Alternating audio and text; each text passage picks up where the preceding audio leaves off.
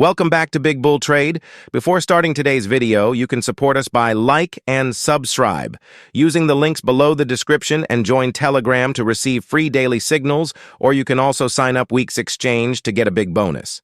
Today, let's get right into the video. We've seen costs drop by like a factor of 10,000. This is impossible to do on Ethereum, really impossible to do even on layer 2s. It's going to cost you hundreds of thousands of dollars. On Solana, it was literally $1,000. This is the greatest Solana explanation of all time. Solana does more transactions per day from applications alone than Ethereum and all the layer 2s combined. Without any changes to the Solana protocol, you can literally scale it to millions of TPS on modern day hardware. So if you have a friend that doesn't quite understand crypto, send this to him or her. They will thank you. What's unique about Solana is that it doesn't have any layers, it doesn't do the separation, and it preserves this composability, which makes things cheaper and faster. We have a meme called Only Possible on Solana. I think like what's very different about Solana is if you go to like a Solana conference versus an Ethereum one, there's very few talks about scalability on the Solana conference.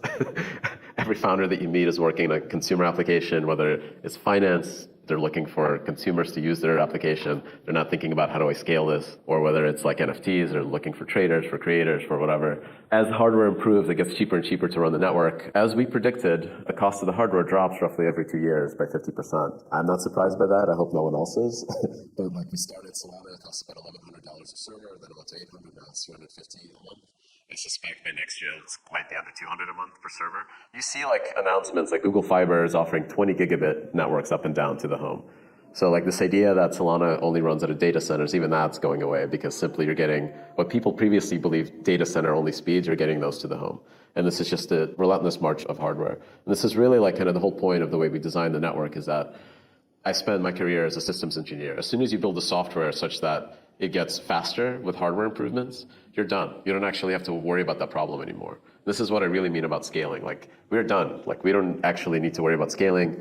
We worry about reliability and stuff like this, and those are all kind of optimizations that are happening. Once FireDancer's out and there's multiple clients, we don't have to do any more core engineering work. I think there's still improvements that you can do, but really, like, the network is done. FireDancer is what I'm excited about. It's even faster Solana.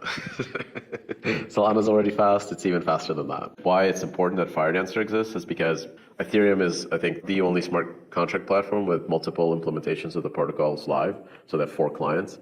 And Solana, I think, is soon to be the next one with more than 1. So FireDancer is the second implementation of the Solana protocol. So if you're not an engineer, how I can describe why that's really, really important is the probability of 2 different teams implementing the exact same bug in 2 different implementations of the protocol is virtually 0. And that means that now we have redundancy, we don't have any single points of failure. That's really, really critically important for decentralization. No single points of failure is awesome.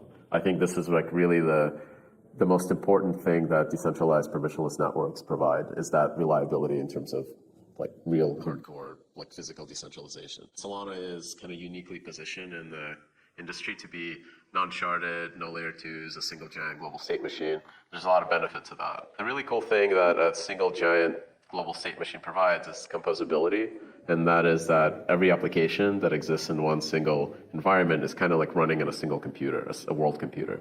So if you were to like, let's say, if I wanted to trade like 20 cents of dollars for however many euros that is, you can actually trade it across 5 different companies at the same time to get the cheapest possible price. And it would take like 1 millisecond to do that trade, like 1 second to settle it, and the cost would be like a fraction of a penny.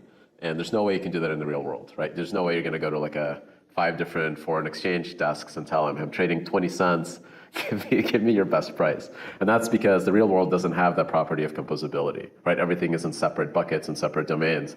And this is what happens when you have layer 2s and sharding and these other technologies, is that they separate the environment so you can no longer combine them. So this is the big advantage of Solana, and this is something that we think is really, really important for the benefits that crypto provides around the world. Because once you eliminate that friction between companies, between marketplaces, finance becomes cheaper, faster, like everything's better. And you can see that in like just the technical specs of the network. Solana does more transactions per day from applications alone than Ethereum and all the layer 2s combined.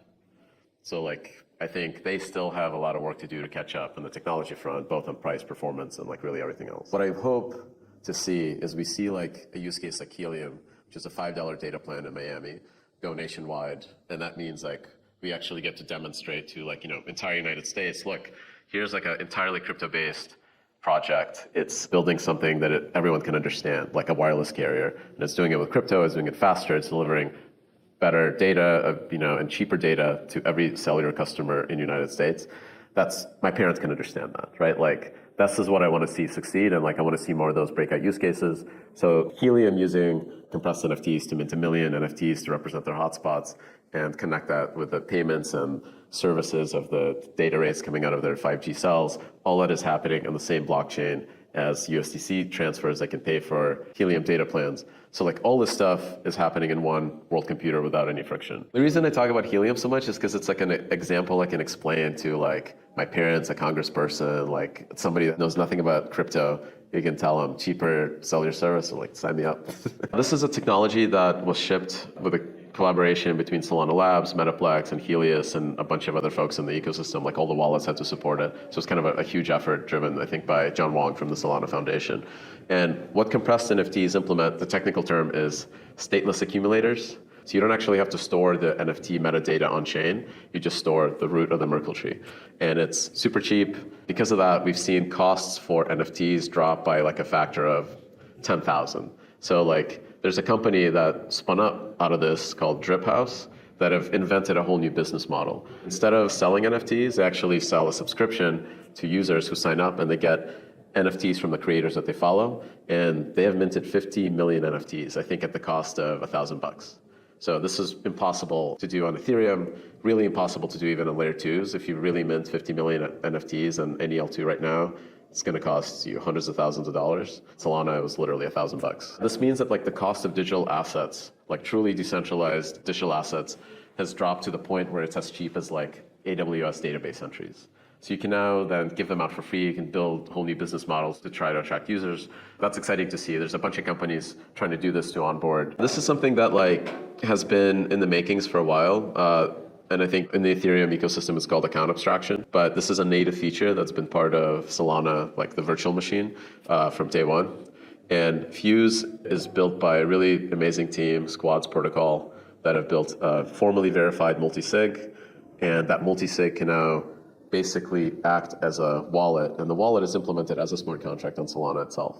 And that's really, really cool because it allows more flexible features and protocols to be added in the wallet that's running on chain. And some of the interesting properties of this multisig is that you can set up a wallet without any seed phrases by using multiple devices. Because you have multiple devices, you have redundancy. In case you lose one device, you can re-enable it. So you're starting to see a shift in crypto with these new technologies to get away from the old school, here's a piece of paper, write down your seed phrase and store it in your sock drawer. So we're like finally at the stages of like user experiences and like technologies to kind of make those weird UX problems go away, like that I would have, I still can't explain to my parents how to set up a ledger or something like that. I would say the smart wallet technology, my parents are not going to understand. What they will understand is that you can set up two devices, right, their computer and their phone, and maybe an iCloud account to now you work as a multi-sig that controls their wallet. Without any changes to the Solana protocol, you can literally scale it to millions of TPS on modern day hardware. We're not even talking about custom hardware or anything like that. These are like CPUs that anyone can buy on Amazon and like set up a machine and a servers and ready to go. What that's telling me is that we're basically already kind of have the technology to put all of finance on decentralized rails. So it's going to happen. It's inevitable, right? Like it's done, right? In terms of like technology, we've actually provably solved all the bottlenecks. Now it's just about adoption, finding those use cases, finding real world problems that this solves and fixing them and, product market fit, catching lightning in a bottle.